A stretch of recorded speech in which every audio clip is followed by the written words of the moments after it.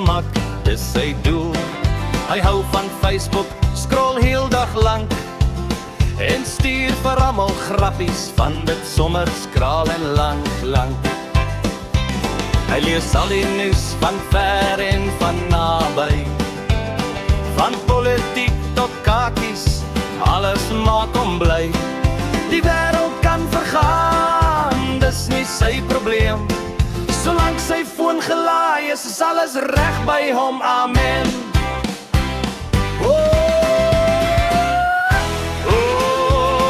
Moenie aanhou, pas se foon vat nie hoor. Dis sy skat, sy maat, sy hele wêreld, net so waar. Hy check sy WhatsApps elke uur of 2 en as wifi weg is, ai dan's daar groot geween. Oupa het sy jare lang hard gewerk en gesweet, met olie aan sy hande en stof op sy sweet. Nou amper 7 en 77, ai dis my tyd, maar eintlik rus hy net sy foon in sy get. Hy tik so stadig, een vinger op die skerm, maar stuur 10 boodskappe voor jy kan sy term.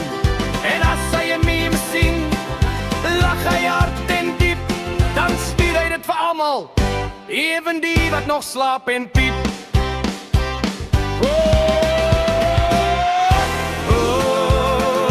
Nie aanhou, pas se foon vat nie hoor. Dis sy skat, sy maat, sy hele wêreld, net so waar. Hy check sy WhatsApp elke uur of 2 en as wifi weg is, ai dan's daar groot geween. Hy sê hy wil rus, net sit en niks doen, maar hy foon in sy hand sê, opa, scroll nog 'n bietjie.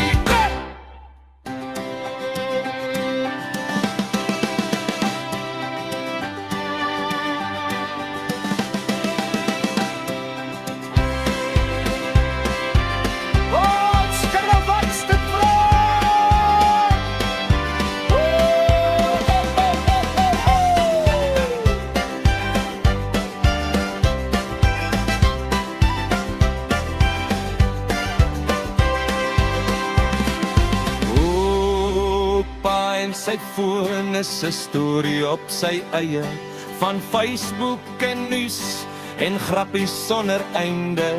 Die wêreld kan wag, hy's nie hastig meer. Solank sy battery vol is, dan's oupa gelukkig keer op keer.